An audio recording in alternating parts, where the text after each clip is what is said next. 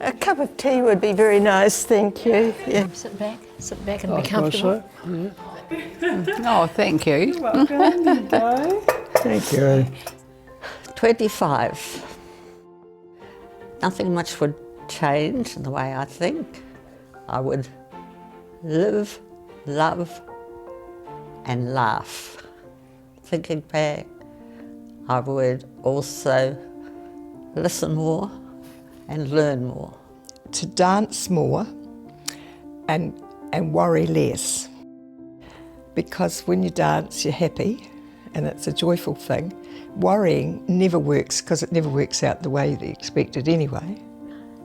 My advice to my 25-year-old self is to be really happy, like I was when I was 25. I was married with 2 small children and loved it. Be true to yourself, be positive in your attitude to life, and just make the most of it. Are you happy? Absolutely. We're you still wouldn't have to be happy. anything else, would you? My advice is to love your children. Love them. The values, as we say, was live, love, laugh. And we've tried to do that in all the 50-odd years that we've been married. They're probably like us at 25, you don't take notice of the olds. No.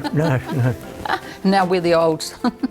If I was a 25-year-old wife again, the advice I would give to myself, and in hindsight is a wonderful thing, I would say to myself, Jo, don't get married. I would tell myself to be more thankful for the blessings I had, to look at the positive side of life. Cherish every moment because in no time at all the children have grown up, gone to school, on to tertiary education or left the country and come back again. The 62 and a half years we've been married has gone so quickly. But my advice, I think, thinking back at 25 would be things that all kids should really need to know, particularly 25-year-olds. Save money, start saving. Little bits, doesn't matter, doesn't have to be a big bit, but save, save, save. The advice I would give my 25-year-old self is make the most of every opportunity that becomes available to you. Be always kind and thoughtful to others, and a kind word and a smile goes a long way. The best advice that I could give my 25-year-old self is that life is like a journey along a narrow, potholed road in a car with no reverse gear, so be careful. Think about what you do because there's no going back to wipe those mistakes and try again. Your parents have actually got a lot more knowledge than what you think, and you sort of poo-hoo themselves, rubbish, that was the old days, that was the old days, but then you realise that, gosh, they did know a bit. So yeah. And love your family. Just get on with your family, brothers, sisters, it's so important. I wish I knew then what I know now. But we don't get a trial run. We all make mistakes in our lives. It's how we deal with them and what we learn from them that I think makes a difference. So here's my bits of advice. Spend more time learning about the early life of your parents and how that's affected their actions, because you've got to remember that the norm of one generation is not necessarily the norm of the next generation.